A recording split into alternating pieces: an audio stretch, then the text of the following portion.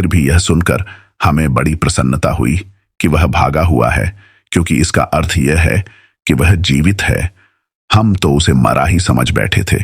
अगर वह जीता है तो हमें अपनी दुर्दशा और अपमान का कोई दुख नहीं। हम उसके लिए बड़ा से बड़ा कष्ट उठा सकते हैं। हाकिम जुबैनी ने जो कुछ किया, हमें उसकी कोई शिकायत नहीं है। अलकिंत को भी अच्छी तरह होश आ गया था। वह अपनी माँ की बातें सुनकर उसके गले से लिपट गई और बोली, अम्मा, तुमने बिल्कुल ठीक कहा। अगर भाई जिंदा है तो मैं उसके पीछे और भी कष्ट भोगने के लिए तैयार हूं। इसके बाद दोनों माँ बेटी फूट फूट कर रोने लगी। जुबैनी के महल की दासियों को भी दुख हुआ और वे भी रोने लगी। फिर इन दासियों ने उन्हें भोजन करने को कहा। उनकी इच्छा तो नहीं थी, किंतु दासियों के बहुत कहने सुनने से उन्होंने थोड़ा बहुत भोजन पेट में डाल लिया। खलीफा का आदेश था कि उन लोगों को 3 दिन तक सार्वजनिक अप्रतिष्ठा का दंड दिया जाए। अतएव जुबैनी ने दूसरे दिन भी उन्हें उसी प्रकार नगर में अपमान पूर्वक फिराने का आदेश दिया। किंतु अब नगर निवासी इस बेकार बात से बहुत ऊब चुके थे। वे अपना काम धंधा बंद करके शहर के बाहर चले गए। उनकी स्त्रियों ने भी घरों के दरवाजे और खिड़कियां बंद कर ली। इस प्रकार सार्वजनिक अपमान का उद्देश्य ही पूरा नहीं हुआ।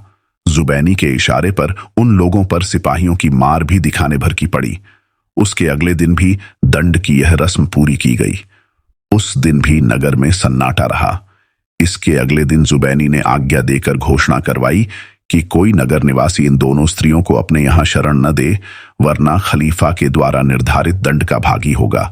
साथ ही आज्ञा दी कि इन दोनों को नगर की सीमा से बाहर कर दिया जाए, ताकि यह जहां चाहें चली जाए।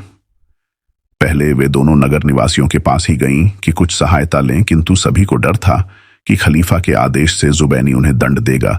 इसलिए जिसके पास जाती वह या तो उन्हें दुत्कार कर भगा देता या खुद भाग जाता। 2-4 जगह यह व्यवहार देखकर गनीम की मां ने बेटी से कहा, इस शहर में हमें कोई भी व्यक्ति आश्रय नहीं देगा। सभी को अपनी जान की पड़ी है। यहां तो शरण क्या, कोई हमें भीख भी नहीं देगा जिससे हम पेट भर सकें। अब इसके अलावा और कोई उपाय नहीं है कि हम किसी अन्य देश में जाएं। इधर जुबैनी ने कबूतर द्वारा खलीफा के पास संदेश भिजवाया कि आपके आदेश का पालन कर दिया गया।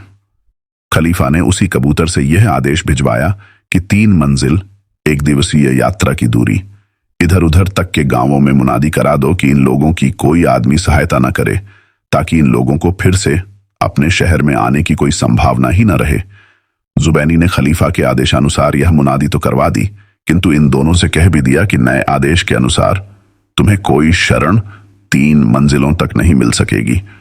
साथ ही उन दोनों को आधी आधी अशर्फी भी चुपके से दे दी कि 4-6 दिन तक खाने का प्रबंध कर लें।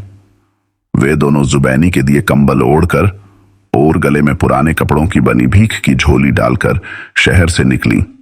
रात के समय वे किसी मस्जिद में जाकर पड़ी रहती, और मस्जिद न होती तो किसी टूटी फूटी सराय के कोनों में ठहर जाती। काफी दूर जाने पर वे एक गांव में पहुंची। वहां किसानों की स्त्रियां उनके चारों ओर एकत्र हो गईं और पूछने लगीं कि कौन हो। उन्होंने बताया कि हम लोग खलीफा के आदेशानुसार प्रताड़ित किए गए हैं। स्त्रियों ने पूछा कि खलीफा ने तुम्हें यह दंड क्यों दिया, तो उन्होंने पूरा हाल बताया।